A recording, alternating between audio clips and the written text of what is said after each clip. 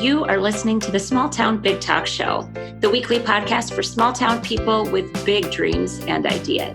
I'm your host, Rebekah Undum, and each week we'll cover a topic meant to inspire, encourage, and empower you to live big in your small town. Although it has its challenges, nothing beats small town living, and we're committed to sharing the best of what's working in the communities we serve. So enjoy this episode, and we hope it helps you to bloom where you've been planted. My guest on today's episode is Rebekah Scott. Rebekah is a servant to God, wife to Nicholas. She's the mother of 4, and she's the owner and designer of Rebekah Scott Designs. Rebekah hand makes beautiful bags. But the reason that she's on the talk show is to talk a little bit about her business, of course, but really about her passion and commitment to having done this business and started this business in a very small town. And she will give you as the listener just a ton of really great tips on how to prioritize the things that matter to you. Those are her priorities. She states that directly on her website. And so every time she's had business decisions to make about how to scale and how to grow, she always keeps them in the context of those priorities. And that is something that most of us in small towns, especially because we say yes to all the things, which is not a bad thing, except what happens when it starts to conflict with the things that you say matter to you. She's got a podcast, and she's got, of course, her beautiful website, and she's got a book. All of the things will be listed and linked out in the show notes. So enjoy this conversation with my soul sister and same named friend, Rebekah Scott. All right. Welcome, Rebekah. I'm so excited to have you. Thank you. I'm excited to be on. I love this.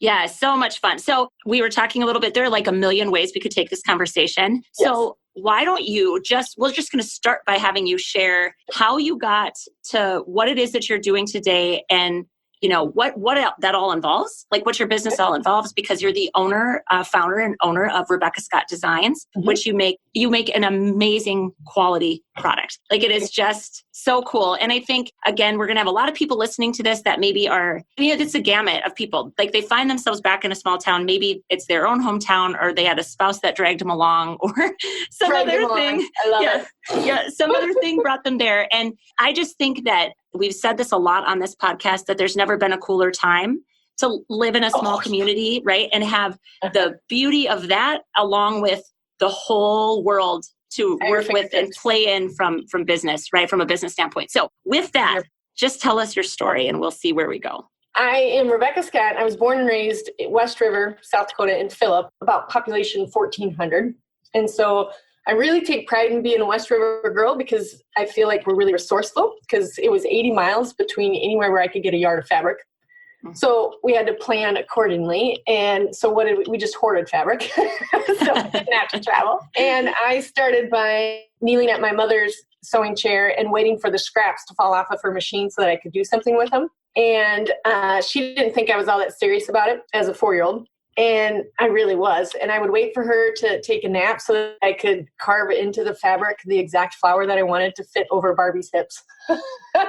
And then she would discover that I cut in the middle of the yard. And she was like, "Rebekah!" And I said, "I just really want to sew. Can I please use your sewing machine?" Because I knew I couldn't turn it on. And she said, "Honey, I just don't think you need to just yet. Probably more concern of the machine." So sure. Then I would take a stapler and Kleenexes, and I would staple the Kleenexes together to make my own designs and pretend it was a sewing machine.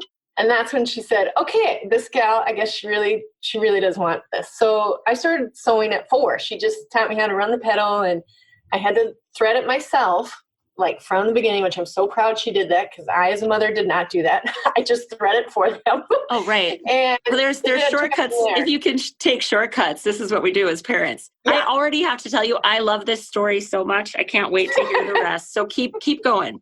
And I joined 4-H, which was a natural direction with my mom being an extension agent at one point. And I loved to sew. And my mom wanted to make sure that she knew that I was entrepreneurial minded, because I would sell stuff on the playground. And so she wanted it to Wait, back up. What'd you sell on the playground? Oh, yeah. I would sew something, then I would go to sell it. And she wanted to make sure that what I was sewing and selling represented a time-worn tradition of sewing, but that it was well done. Like, I don't know that she would say it reflected on her, but it reflected on sewing, and that handcrafted needed to be well done, not cheap and cheerful, but really well done. So early on, I knew that I would be judged for my sewing in 4-H, and then it needed to represent what my family thought was very important, and that was high quality. Can I just tell you what a gift that was to you? Oh my gosh. I mean, yes. I'm sure you get that. Obviously, it's informed. Not at the time. Yeah, right. You were like, can I just cut this corner? But I think you're touching on a couple of things that I think is really special. It's that this was something that was near and dear to her heart, right? It was a craft or an art that she excelled at. And was this like, yes. I mean, for her, it really was. She didn't see it as an art form. She thought it was a necessity to make us look good. More time than money. Yeah. We're going to do this. We're going to do it right. Did she sew all of your clothes when you were growing up? How many, you have what? I have a twin sister. Okay. So there was just the two of you? And 2 older brothers. Oh, okay. So did she sew everything for you guys? No, but like a lot. Like I wanted to buy this pair of jeans and she bought them and then she didn't take them apart because she was going to return them, but she took a pattern off of them, matched the thread and everything. So I had one that looked just like the Botten version, but that she had sewn.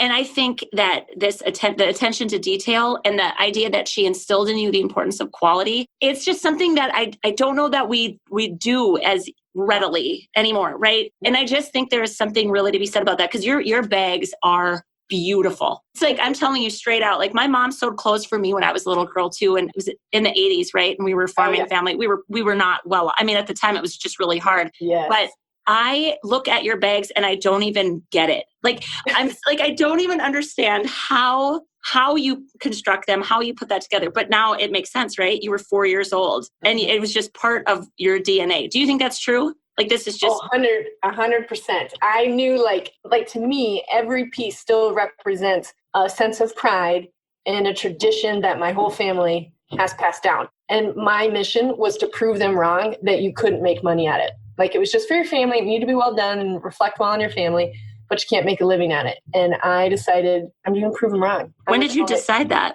Probably when I was 11. I remember my mom being in a craft show. Remember when the chambray denim shirts were in and the appliques of the snowman or totally. Turkey? So my mom made those and she was just going back and forth about whether she should charge $25 or $30. And I was at 11, I was racking my brain like, are you serious? Like, Mom, I watched you. This took you 6 hours. There's no way you can. I was kind of doing the math, but yet not because I was 11. But I was like, this is not adding up. And her struggle over honoring the incredible amount of work that it took and how well done it was. Like the back of the shirt looked as clean as the front of the shirt, all the sewing terms, and being frustrated with my mom for not charging enough. And I think from then on, I was like, no, I'm going to prove that we can do this well and people will pay every single dollar to see what this quality can be in a handcrafted way. I'm so excited to be talking to you. I can't even stand it because I do think you're right that the commitment to quality, it justifies a price tag that compensates for that amount of care and time. I still think in that world, the handcrafted or more of the creative arts, crafts kind of world, that people really struggle. They bump up against that mental limitation that people won't pay for X, Y, or Z. Mm-hmm. Have you found that? Or did you just like, you were so certain of it when you were young that you just got on the path and didn't really ever look back? No, and I still struggle with it. I wouldn't say every day, but in my business, it is still a matter of proving myself to the buyer why it is worth every single penny. So the purses, so the audience has an idea. The purses run from $140 to my most expensive one at $300. That's a lot for a handcrafted world. I mean, in the 80s, they would have laughed me out of South Dakota, right? But when they see the quality and they touch and feel it, they go, oh, okay, well, this isn't your average crafter. And for a long time in there, my theme for the year was a notch above. And what I meant is, how can I make this that much better than what the average crafter can sit and do in a couple hours? So I required everybody to backstitch 4 stitches so that it was super reinforced. I figured out how to put rivets in so it had some hardware on it. I bought charms that said my RSD on them. Everything I did was a notch above what the regular, Midwest gal could do, because we all in the Midwest look at something and go, I can do that. We do. Yeah. So, but we can't. Right. This is true. But however, in the interest of your podcast, also we can figure it out. You're so right. We can get the resource like anybody. So my thought was, how do I make this my own and make it that much better where they go, it's totally worth it to buy it in this moment. Right. That is truly about differentiation, because if it really does look like something that you could make yourself, and of course, you're right that there's no limit to what we are capable of. And I wish more people just deep down in their guts believed that, because I do believe that's true, especially with the internet. Like, you can Google anything. It is incredible. But I think that extra attention to those details really does make the difference for people. Oh, yeah, for sure. And I always laugh when they're like, I can't do that. I can't do that. We have not that many people in town. I don't have access. And I seriously puzzle. I'm even hesitating right now because I'm like, I don't understand. Like, we have the internet, so we can Google whatever we want and figure out how to do things better or faster or better resources. There's like absolutely no excuse. So I struggle with even trying to explain how I did it, because I'm like, just comes naturally to me to get it done and make it better. Like, there's no reason why we can't do this. Absolutely. How long has your business been, at least in its, like, when did you start it, even in its infancy? I know you've developed a lot of other things. I started on July 29th at 2:40 in the afternoon, and I sewed till 6 a.m. the next day. So it's been 15 years. Oh, cool. And the reason I know that is because I quit my job in radio, and I came home and I sewed till about 2 in the morning. And then I got up at 6 and did it again. I was so excited. What was your market like originally? Who did you sell your first items to? Oh, well, they were Christmas gifts. So we were poor newlyweds, both in college. Didn't know what we would do for Christmas gifts. I'd been making all my life, since I was 4. And I thought, well, I love purses because we were poor. But if I put a gray t-shirt on and a really cute purse, somehow I qualified in my brain. So I was making these cute purses. So I thought, well, I'll do that for Christmas. I've got some scraps. I've got my sewing machine. And then I started getting orders from their friends and their family. And I thought, oh, this is kind of fun. And back to my growing up years selling stuff on the playground, I thought, oh my gosh, if I could do this every day, then we can have kids and I can sew. But a little bit different from my mom's story is that I could sew from home and make money at it and prove to her and my grandmother and all of my aunts that, yeah, it is possible. Watch me. And so that's actually how it got started. And then I've changed the model throughout the years, depending on internet access and website. And I've tried all kinds of different, maybe not all kinds is an exaggeration, but I've tried different models. And at first it was the trunk show model, like Mary Kay, Tupperware. Yep. And then got some sales reps, and that started to die off. People just don't commit to nights. And I had a growing family. I couldn't commit to the nights. And so then I started thinking, all right, online is the way to go. So I started pouring my money into the website. And that was such a smart move. And I'd like to say it was my own, but I think it was a God thing. I just thought, okay, if I want to keep having these children and nursing them and being home, I got to figure out how to get them to go to my website. And so do you exclusively sell online now, or? No, so the website is the main site for everybody to go to. But remember when we talked about they need to touch and feel them? It is just so true. Because if you're going to spend $140 on a handcrafted purse, they're like, what's going on here? Why am I going to spend that? Right. So I still travel to about 20 to 30 shows a year. We call it the art circuit. So art festival, craft festival, whatever, maker festival, whatever happens to be called. I still travel to quite a few of those every year so they can touch and feel them. And even if they don't buy on the spot, I can have them go to my website afterwards and get to see what it is I'm still creating. So do you sell wholesale then? I do consignment I have 9 different boutiques right now that hold my things in them. Okay. So when you go to these large markets or this circuit, you're actually selling direct to consumer. Yes. Okay. Which is what they're like vendor shows. Yeah. Except the arts and crafts exclusively. Right. Think art in the parks, downtown street fairs, state fairs, that sort of thing. All over the country? Mm-hmm. Yes, thankfully now. In the last 2 years, I've expanded to the East Coast and to the South. So we've trickled in some shows there. I personally have not traveled. I did do a couple of the East Coast ones, but I have a gal that hits the road and she travels for me and serves as my advocate so I can keep sewing. Like my original vision was to sew in my happy place and raise babies. So whenever that's in limbo, I'm like, nope, somebody else do that. I'm not sewing at home. So okay, so can we talk about that for a minute? Because I think you have been very intentional then, it sounds like, about how you've built this business too. So currently, how many people work for Rebekah Scott Designs? Yes, I'll be awesome to say and totally transparent is that None of them are full-time except for my mom and my executive assistant. Okay. Yep. As far as full-time, the rest are part-time and mostly contractors because they are seamstresses. So they get paid per piece. Okay. And that's about 8 people. Okay. So because what you just said, I think is one of the things that what I really hope that we can do, what we can impart to people listening, especially I would say the women that are going to listen to this episode and that have, maybe they already have a business and they're feeling that pressure to scale it. Yes. And the pressure is a real pressure. It tends to come from social media, if we're honest about it. Sometimes though it comes from inside where we're like, I just want to build it more. But then you have to always ask yourself, like, what values, what core things matter to you that you're going to have to sacrifice for that size? And I'm not saying you can't scale a business and do it your way. That's not what I'm saying at all. But you just said something that I hope that they really listen to, that you were like, okay, if this is where I have to go to sell them, I'm giving up what I originally set out to do, which was to be home and sewing. And also, you're the only one that can do that. So did you naturally, I mean, not only one, but like it's your whole brand. If you're not sewing them, right, then the whole thing's kind of out of whack. So I guess what I'm wondering is, how did you know to stick to that? Or was that just an intuitive thing for you? And did you give up any growth to hold on to that original thing that I think is super important? It's what keeps people from burning out. Yeah, I think. So several thoughts, but I am the owner and designer. So I think it's important that everyone knows that I am actually still one of my own contractors. I still sew part of a chunk every week, because if you take the sewing part away from me, like we talked about, I'll shrivel up and die. Like, that's my favorite part. Right. So I still am involved heavily in the sewing part, but I'm also the leader. And so I get to hire awesome seamstresses to help me do these certain pieces of the puzzle, but I still get to be in a part of that. And I got to a stage where it was getting so busy and traveling so much that I'm like, whoa, I am getting away from what I originally planned.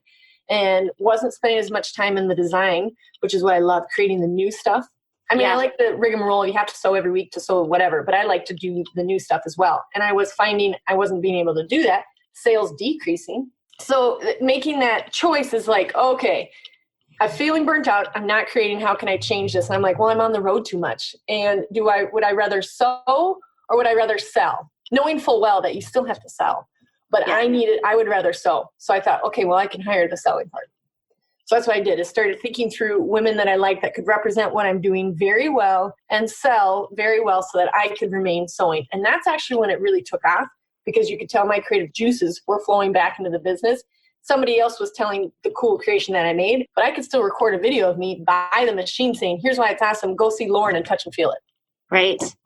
See, I don't think that, well, and okay, I feel like it sounds, and you'll have to like tell me what resources who you went to for business advice, because I just think that's one of the things that can be so overwhelming, is there are 10 million gurus that you can talk to. And the hardest part about that is that none of their business models, no matter how successful they are, and no matter how mirrored their business seems to what we're trying to create, they are not us.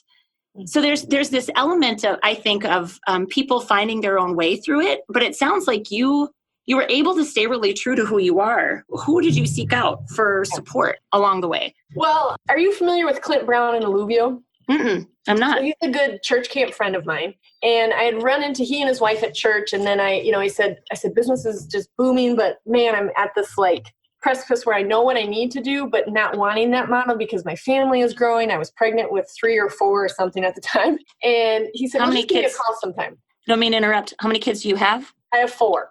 Okay. And he said, just give me a call sometime. So I did. And he said, at some point you have to, I remember hearing this from a podcast, is you need to hire someone smarter than you are. And I did not have an ego about that. I have ego about other things, of course, but I didn't about that. And I thought, okay, well, let's talk to Clint. So I hired him to kind of take a look at what my business model was doing, what the growth was doing, where I was, how burnt out I was I burnt out, what my family plans were. And he said, politely, I think you need me. And I loved the way he phrased it. And I went, okay, well, if I need you, what would you do? And he said, well, let's just take a deeper dive into your systems and where I think you might need to hire. And it was an assistant to help with ordering and stuff. Sure. I just couldn't see that myself. And, because it's like, I'll just jump on and order the 2 yards of fabric. I know how to do that, right? But that part could be hired. And I thought that I needed to do it so that my hands were on that piece of fabric and I secured it. No. So got that part. So he helped me through that a little bit. And then also a better marketing plan for a maker. Meaning, all right, if we're going to emphasize that these are continually going to be handmade, because I could have taken it to a manufacturing plant, had them mass produced and taken that. But again, not my vision. I wanted to sew and raise the babies. So how can I do that? And then if I wanted to scale that, because obviously I couldn't sew every one of them, I want other moms to sew my purses and raise their children at home. So with staying with that, he just helped me walk through that. And then through that whole process, learning myself what systems I needed to have in place. And then that's actually where I started a podcast as well. And I wrote a book off of my systems because I needed to get really tuned in to how I was going to run my business, run my family, take care of myself, and do a food system, because we spend so much time thinking about food and what we're going to serve them. I talk frequently about the mental bandwidth around the question, what are we going to have for supper, is too much. Sister, right? I swear it's, and that my kids, oh gosh, like you were preaching to all the moms. And everyone's going, this is so true. It's so much. So anyways, I basically started the podcast and wrote the book on how to run these systems side by side while joyfully doing all of them well. And so the advice came from Clint, and then through my own experiences thinking, oh my gosh, I'm not doing anything magical. I could definitely coach and teach people about this. So I started that on the side. Okay, so let's talk real quick about the book. What's the book called? Equipped to Execute. Equipped to Execute. Is that also the name of your podcast? No, the podcast is called The Encourager. Okay. All right. So are you still recording new episodes? Yes, and how often do you drop them? We are on episode 130 something. Oh, cool. And we do 6 weeks of them, and then we take like a 2 to 4 week break, depending on where I am in my travel season, and then go back after it. And they're 30 minutes long, and a lot of them are just, honestly, it's all the stuff that I'm learning that I can quickly offer to others. Sometimes I have guests on there, but mostly it's just like, hey, I learned this. Don't do this, everybody. I think that's awesome. And I love that it sounds like Clint was a pivotal person that came in and helped you see. And I think one of the things you said, I don't know if you said it exactly like this, correct me if my wording is off, but you were able to get an objective view where sometimes we are just too close. Like we're just too close to our own stuff. And so we can't see where we're maybe either duplicating efforts or being less efficient than we should be. It's that curse of knowledge. Yeah. You just know too much and you're like, I've tried that. And you're just like stuck in it. And they're like, hold on a second. Yeah. You didn't try hard enough. Or you actually didn't try. You're just saying that because you were so burnt out. You just can't see through the tunnel. And so it takes somebody objective other than just your spouse, because your spouse could say, I could have told you that. And you're like, I didn't hear it from you. My husband says that to me all the time. Like, oh, really? That person said it? And now and I'm always like, yes, because you are also too close to this with me. So sometimes his advice does fall on deaf ears, which isn't probably fair to him, but so true. And I think I love that you're calling it the curse of knowledge, but I do think if we at all times can try to remain as open as possible because I think, like you said, we may have tried something some way, but maybe we tried only one option and there's 4 other options that could get that same result. And so we say we've tried it and we dismiss it and we shut off. And I think, with trying all the different methods, if you stay clear to what your vision is, and even that can mold and change as your family is growing. But if you have the overall why of why you're doing it, there are multiple ways to get there. Right. And it may mean changing the model slightly or employing somebody that you're like, gosh, I never would have thought of it like this. And it takes somebody maybe outside of yourself and outside of your team to go, oh, maybe we should try it this way. Right. So how old are your children now? Gus is 13 today. I have a teenager today. Oh, today. Well, congratulations, Mama. He made you a mom. Oh my gosh. And I will choke back a lot of tears if I think about, because I actually didn't think I was going to be a very good mom at all. And I'm not bragging that I am, but I'm certainly trying hard. And as soon as I had him, within 5 minutes, I told my husband, I'm pretty sure I want to have a lot of these. Well, what made you think you wouldn't be a good mother? Because obviously now you are one, and I'm meeting you for the first time. But you seem warm and thoughtful and all sorts of things. So what makes you say that? I'm such a busybody that I was like, I'm pretty sure motherhood requires quality time. Can we at least do stuff together and get something done together? So I thought it was going to slow me down significantly, and that part bothered me. And then as soon as as soon as I held Gus, I was like, oh my gosh, we're going to conquer the world together. And so I put the snuggly on and sewed with him in the snuggly. So That's I still kept awesome. moving. But the layer that motherhood offers in perspective and love and the way your heart expands, my creativity expanded.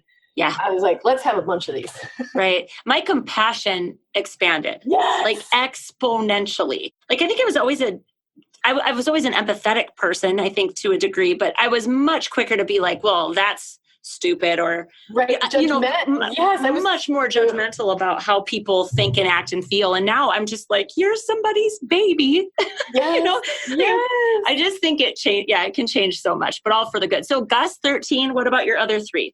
Iverson is 9. Our third grader, Rosalind, is 7, and Pixon is 4. Okay. Fun ages. Yeah, it's fun. The baby is attached at my hip, and she can be that way till she's 7 as far as I'm concerned. I know, right? Because, once they start school, things just change. Yeah. They don't get as much time with mom. And I'm really prideful is probably the word too, is just really proud of myself that they have, and not that this is bad. So moms, do not take this as a judgment call, but I'm really glad we didn't have to do the daycare scene. Yeah. So that I could watch them and watch all of their firsts. And the other comfort to that is I still miss so many firsts. Even though I was home with them, I'm like, oh, never mind. Totally normal. I missed so many firsts as well. But getting to have these precious years at home with them has just been paramount for me. Right. And I do think that was part of your intentional design. So the moms or the dads that might be listening, it doesn't have to be their intentional design. It's just be intentional about it, whatever it is. Because if you are raising children, be intentional about it. Like if you want to show them what it looks like to work outside the home. And I mean, all the choices are on the table. They're great choices, but you have to constantly evaluate it against what you really hold dear. And I don't know that we slow down enough to do that. I don't either. And I think when we can show them that what we are doing causes us to sing and hum and dance and love what we're doing, they go, okay, this is cool. My mom clearly likes her job. And I point out to them several times, like, oh my gosh, it's a great day. Guess what I get to do? And they're like, we know. So I think that is so amazing. I really do. And I think it would be easy for people to be like, oh, well, she just loves it because it's a business. And, it's so much more than that. And yet I would quit a long time ago if this was about business. I would have quit so many years ago. If it was just about money. Oh my gosh. Yes. Yes. No, this was about proving some generations of what sewing is, proving to myself what it is, and providing women with an avenue to create. Because I know what creating does for me. It gives me this complete, huge light and energy, and there's synergy with other makers. And by my purses, providing that to women because they can design their own on my website, they discover what creating does for them. And all of a sudden they're like, I'm going to make something, or I'm going to do something. Like it's a total motivator when you start with creating and they go, if I could create this awesome purse online and this describes me, and this teal zipper is something that, man, I've loved teal since I was 8 years old, whatever it is that makes them tick, all of a sudden they go, I'm going to make cupcakes today and I'm going to make 12 dozen of them and try selling them. Like all of a sudden the creative process for them helps to drive them in their vision. By the way, I didn't know that you could design your own purse on your own bag on your website. It's so much fun, Rebekah. That is such a cool thing. And here's the thing. To let people co-create with you. That's so cool. This is so fun because I am just the vehicle. And when I opened that up, it was like, oh, there's so many amazing designers in the Midwest and around the country now that I'm like, I never would have thought of that combination. You're brilliant. I can't wait to make this for you. But I'm one of the only ones in the country with this much detail on my website. It's an illustration of the purse. All the swatches off to the right. You click on the swatch and it appears on the purse. You click on the leather and it appears. You click on the zippers. You click the lining. So there's all these choices that they get to make. And then I sew it up and send it to them. And they're like, oh my gosh, I can't believe it. It's like they made the purse. I think that is incredible because I honestly am of the opinion that unlocking creativity in people, it can solve a lot of problems. Oh, yeah. Oh, my gosh, yes. Not just personal problems, not like just personal ruts, but I'm talking about like community-wide. Like I think a lot about communities, small towns in particular, since this is kind of where I live and this is what I'm committed to. And a lot of the problems that we face in small towns, somebody in our community has the answer or an answer. Yes. There's also many, many answers, but I think somebody has an answer. Somebody has a solution. And I just don't know that we're not primed to think outside the box. And that's to me what creativity is, right? Is the generating of something new. Yes. That's what creation is, right? The generation of something new. And then what we do with it, how we apply it, becomes real solutions to common problems and challenges. Okay, Rebekah, I know you'll appreciate this. And listeners, guess what's in my daughter's hair? What is it? It's gum. Oh, is it gum? Oh, shoot. We're having a moment. Hey, look at her. She's got the biggest smile on her face. Like, yep, I've got gum in my hair. Can you say hi to Rebekah? Oh, boy. Okay, I got it. You did get it. You didn't. She came right to you. Like it got stuck. She came right to you instead of like mashing it down and trying her. Yeah, you got that out fast. That was good. And that's your life right there. Right? Yes. I mean, it's a constant integration. There isn't work-life balance because it's all one thing, right? Yeah, the balance word is so overdone. I think it's more, I think so too. For me, I always say it's harmony. How do you harmonize them? How can that's my word too. And oh, yay! I love that. It's a Rebekah thing. Harmonize it. Make them all work at once. And we have, speaking of the little gal Pixon coming in here, my coworkers only come in about 2 days a week. Otherwise, I work in my own studio. Everybody works in their own home. And we call them tiny coworkers. So there's like tons of little girls and little boys running around. We call them the tiny coworkers. Think of what you guys, you women, what you're teaching those kids, what you're showing those kids. It is beautiful. Absolutely. I love it so much. Yeah. And I talk about harmony too, because what I often say is that if people are musical at all, dissonance is something that you usually fight to resolve in a musical piece, right? So dissonance is when the sound it's not harmonious. And dissonance almost always gets resolved musically. And that's what we have to fight to do, I think, in this whole discussion too, right? Sometimes we get a little work heavy and it feels, what we're feeling is dissonance. And so I use that. I love that phrase too, because when something feels good and sounds good, that's harmony. And when it doesn't, that's dissonance. And it's not, no one person can say like, this is the perfect balance. Oh, no. These are the perfect things. That's why balance doesn't work, because that suggests like it's even chunks, and it never is. Like you farm, right? You're a farming family. So there's seasons and your capacity expands and contracts with the rest of your life too. So I just think it sounds like you have built a business with a lot of grace for yourself and for your lifestyle, with your family. And I think that is so cool. So cool. Yeah, it's definitely being open to the changes too. So we word it like you mentioned farming, that there's seasons. My kiddos know that Christmas time is mommy's harvest season. Yeah. Because they know harvest for daddy means he's maybe out till 2 a.m. and he gets up early and he's maybe a little bit more irritated. So they know, it's harvest season for daddy. He doesn't have a lot of sleep and he's really working hard to bring in all of the crops. So the way that we worded it to our kids starting early on was, okay, now it's mommy's harvest season. What does that mean? It means mommy's going to work really late, and it means we need to show mommy patience and bring mommy hot tea and draw a bubble bath for her. Like they know, okay, this is mommy's harvest season. And then we talk about when it's over. When it's January, mommy will be done with harvest. What is something we want to do to celebrate? So like the farming analogy is so good for business owners, is just tell your kids, remind them what farming is and the harvest season and then the planting and all of that, and describe that in your business. And there's just such a good analogy for them to like, okay, there is an end to it. Mommy will be done at Christmas and then we can do whatever it is. I love that. And I love that you said, how do we celebrate that? Oh, yeah. Because that's the other thing. As small town people, we don't celebrate enough. No. I say some of these things, they're anecdotal at best, but that's just my personal experience, is that we just gloss over. And I think adults in particular, we're really good at celebrating what's happening with our kids. Generally speaking, like we have a sports team that's doing really well. Like our volleyball team just went to state for the second year in a row, which is just, so much fun. We closed down the school. Nobody's in town. We all go. We drive to wherever they're at. And, so we pour and pour and pour into our kids. But I don't know why we've lost that ability to do that peer to peer as grown-ups, as adults. And the scary thing about that is when you do not celebrate a marker, you are telling your subconscious you haven't arrived. Yeah, right. And so by celebrating it, you tell your subconscious and your conscious, sweet, I arrived, I met that goal, I met that quarter, whatever it is. Yep.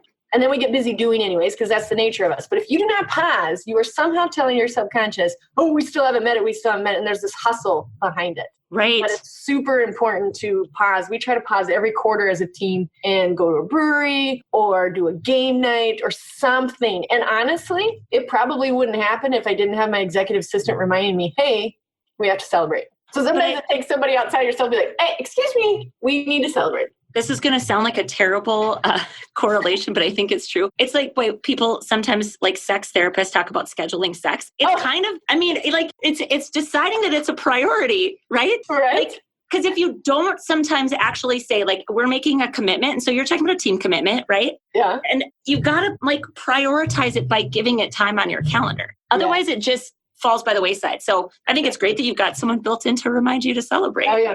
Oh, yeah. And it's a good time. Oh, I bet it is. Okay, so what's next? What's next for you? 2020, I always schedule a 3-day retreat for myself. And I shouldn't say always because this is only my second annual. But now you can say always and make it so.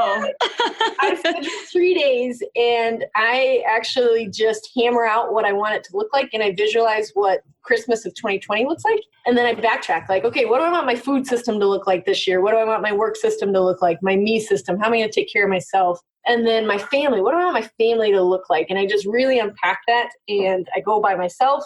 And I have to drive somewhere because it takes me that long to unwind.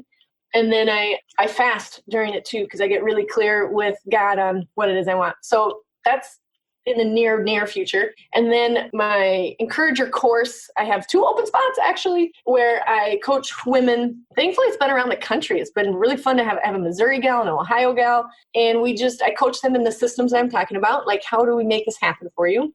So that will start up here in January, and we keep running those about every 6 months. Okay.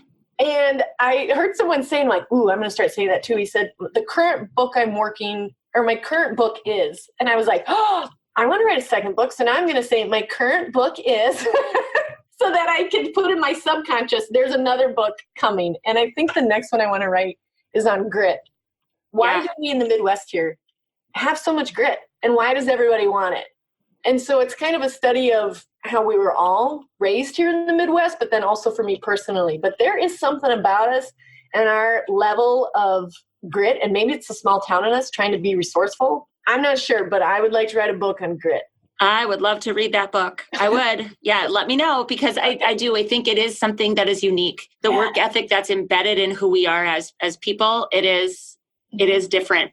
Mm-hmm. I think you're absolutely right. And I mean, I love the idea of a 3-day retreat for yourself. That's super fun. And by the way, for everybody listening, everything that we're talking about, the show notes will be packed full of links. So if people are interested in your coaching program, we'll be sure to have the link right there for them in the show notes so they can check it all out. But you have been an absolute delight. I assumed, I mean, in my head, it's so funny because like in my head, you're like a really big deal to me. Oh. You are, even though we share a name, I'm like, you are the big deal, Rebekah.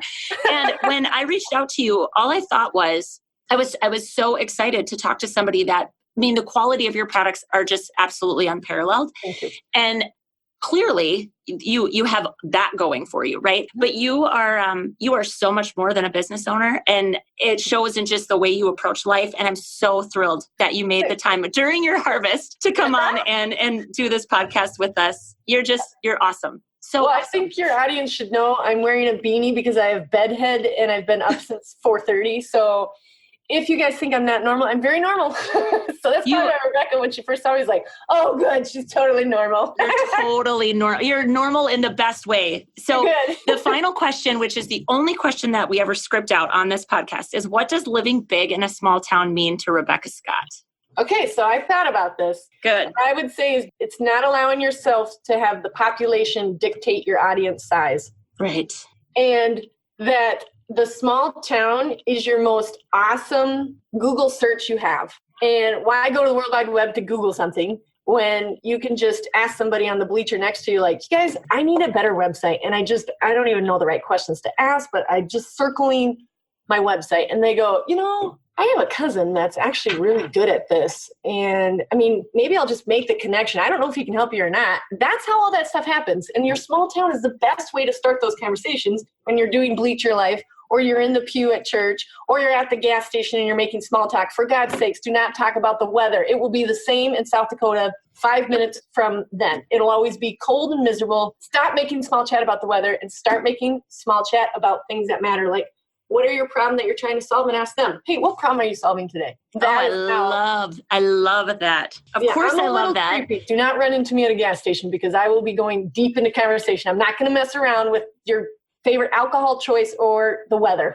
I swear to you, there has to be something kindred about our names or something, because I mean, that's why this show is called the Small Town Big Talk Show, because of course we could talk about the weather, but what is the fun of that? And I think I definitely terrify people because it's like, I just want to get deep into stuff with you like right away. It maybe is a little bit terrifying, but nobody has ever said to me that your small town is better than Google.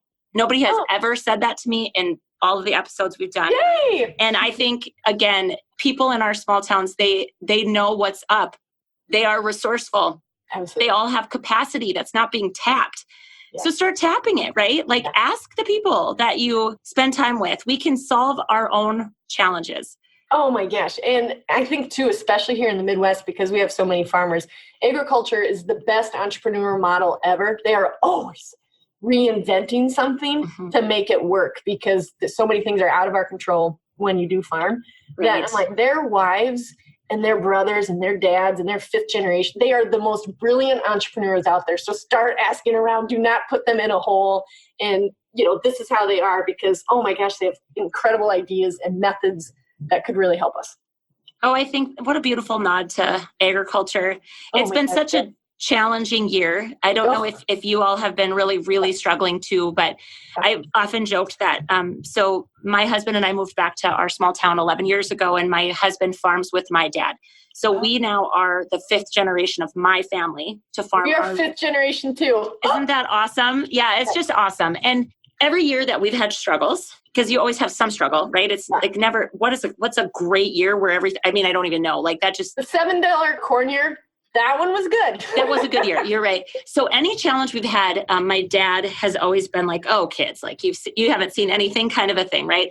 Until this year. So finally this year, my dad conceded and said, okay, this might be the crappiest year, just weather-wise, like from start to finish for an entire 365-day year. So it's sad. It's sad because I really wasn't hoping that we'd get so bad that it was the worst he'd ever seen, but we did. So I love that we're ending this with that big loving nod to the entrepreneurship and the innovation and the agility, like you said, the grit, exactly, of farmers. And our small towns are filled with them. So go ask a farmer something and start picking up your head and looking around and seeing what people can offer you too, and what you can offer other people. Absolutely. Value for value. Just open yourself up. Well, you are fantastic. Thank you so much. Merry Christmas to you and your family. Yes, thank you. Thank you for having me on.